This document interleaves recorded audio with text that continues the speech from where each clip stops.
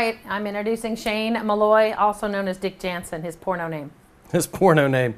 I thought I'd just start with saying some of the things that I liked and didn't like about the job. One of the things that I love is really the TV end and in the theater end, but more the theater end. I get to meet all the pretty women.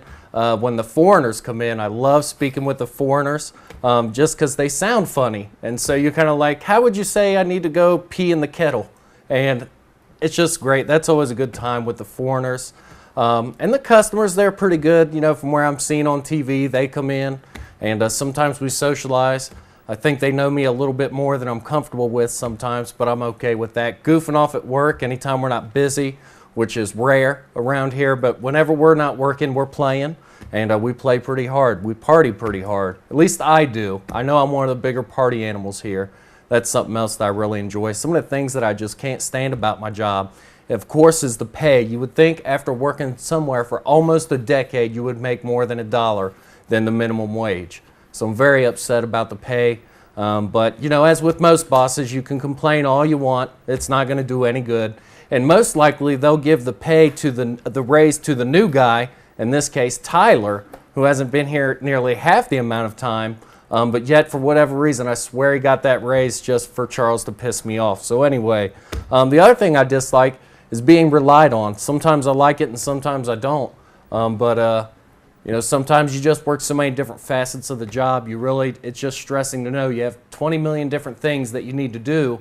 And no matter which way you go, you're not doing something for someone else so they get mad. So there's always so many different bosses. You don't know which one to please at which time. That's always a pain in the ass. You know, and that always falls on the workload. And then you know, I'd hate for some of the coworkers to hear this, but you know, some of the lazy coworkers. I mean, there's this constant battle every day between myself, Brian, and Jessica, and listening to them bicker back and forth about who's waiting on who, or so-and-so ain't on time, or I'm here and you're not ready. I mean, sometimes it's funny, and sometimes it's something that I wish the public could never see, because it's that embarrassing. And then, of course, dumb people are everywhere. You get folks who call in with stupid, ridiculous questions, and you have to deal with it in a professional manner. And they're just everywhere. It's like if you were born with common sense, then you'll know enough to wish that you were not born with common sense, because then you realize how many other people don't have it. So that's just a little bit about myself, and let's get to work.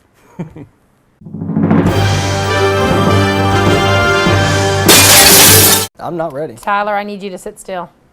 I can't sit still. If I sit still, I will spontaneously combust. And that has happened, just so everybody knows. Spontaneously combust. There's one recorded time in the 1800s, I think, somebody spontaneously combusted. That's why I always have to move. I can't sit still. All right, tell us about how long have you been watching the station? Oh, good day. Since I was in diapers. Yeah.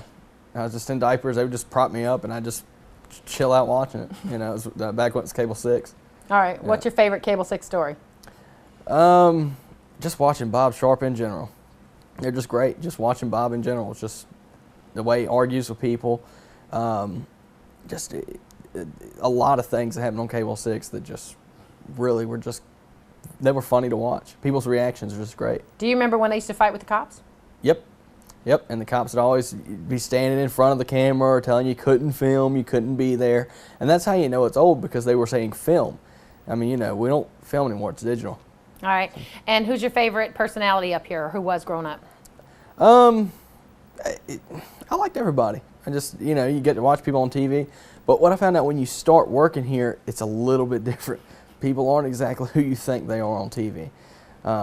You know, and that's something you kind of got to adjust to when you see them, you know. Like, I remember watching Dick Jansen do crime and obits, and he just looks like this young guy that just is so hip and full of life, and then you meet him, and he's not. It's just like, oh, he just drags himself onto the set, plops down, and such died on Thursday. Yeah, completely different guy. All right, so he's not what you thought he was. Not even close. All right, who else is not who you thought they were? Everybody else is kind of pretty much who I assumed they would be. I didn't realize until I started working here that there was actually somebody behind the camera. I did not realize that, and I remember some of the infomercials I watched. I was like, how is that camera moving? But I never put two and two together. There was somebody behind it moving it. What do you mean? You didn't realize there were camera operators? I didn't realize there was an operator. No, I didn't. I just, one of those moments, you could have had a V8, right? All right, what do you do here at the station? I do a little bit of everything. I go out and shoot live stings. That's my favorite thing to do, is go out and take the live cam out. Road reports, we did live road reports last year. Love doing that. I work a little bit at the theater, not a whole lot, but enough to say that I know how to do things out there. But just a little bit of everything. Is it safe to say you're competitive about getting news stories? Very, very competitive. When I come in out after a busy weekend, it's guess how many news story I got, and then I'll see how many everybody else has got, and then I'm like, yeah, I win. So, which is not very hard to win. It's not like there's a lot of competition.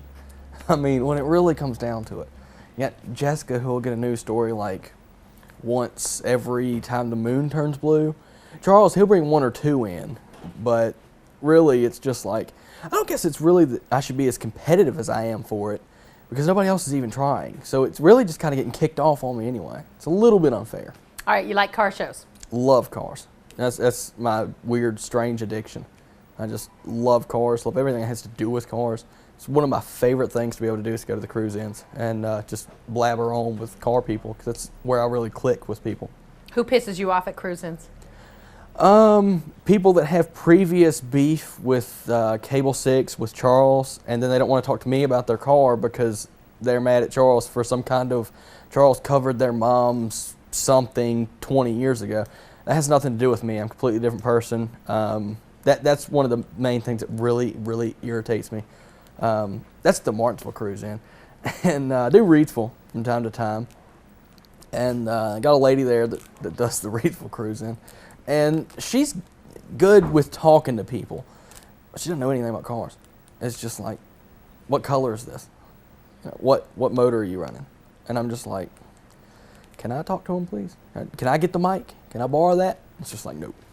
All right, everybody treats you like you're the youngest guy, and you're how old? Tell everybody how old you are. I'm 20. I am young, but I like to say that my mindset, my maturity level is above my years. At least I like to think that. Sometimes it's not, but sometimes it is. And those times that it is, those are the ones that matter. Do you know who Mary Tyler Moore is? No, I have no clue who that is. Do you know who John Holmes is? I have no clue who that is either. Am I supposed to know who those people are? I have no clue who that is.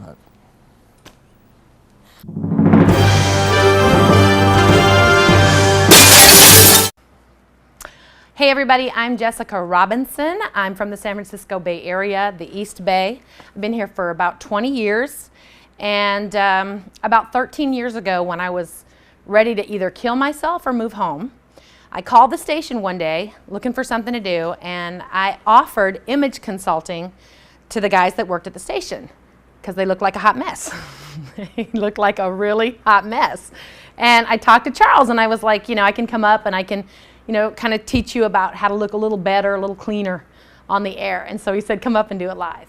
So I came up and I met him and I introduced myself, and he started asking me about myself, where I was from, a lot of personal questions.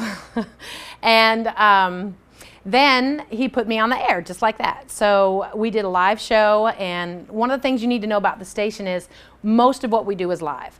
So I think the reason that I liked it and it worked for me is I didn't know anybody here, and I didn't care what anybody here thought about me, and I still don't. And so that worked for me.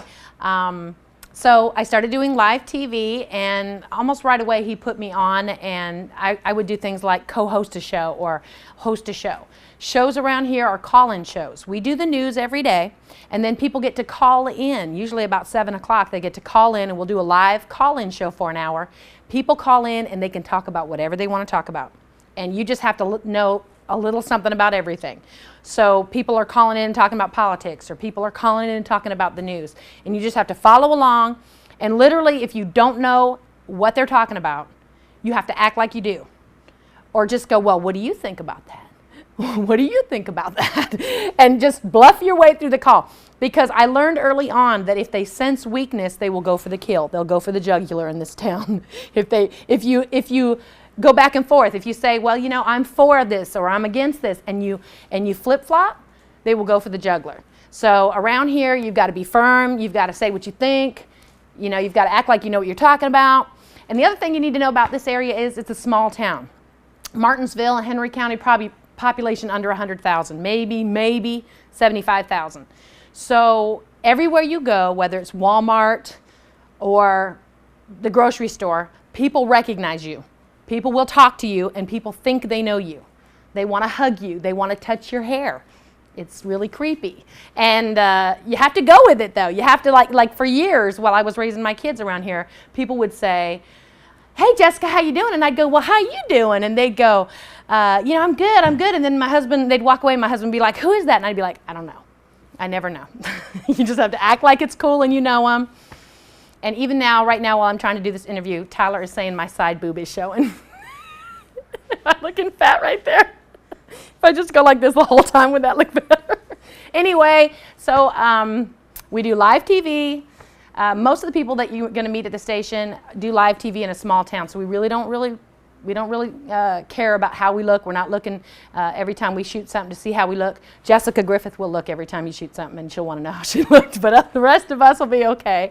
And I think that we could do a funny show. We could either do the show based on the fact that we do live TV or local, if we did something like a local news, because there's a lot of times when you're just filling time at the station or looking for news when there is no news. And a big slogan around here is get news you can use, because a lot of the news around here, the day-to-day, you can't use, but then every once in a while there's a hot story, like all of Henry County Sheriff's Office being indicted, including the sheriff. That was a national news story. People come up missing. That's a national news story. So we do have a lot of news. It's just kind of sporadic. And in between, we just have to fill our time up with goofing off, like Dick Jensen says, and getting paid for it. So hopefully you'll come and check us out and we can work together.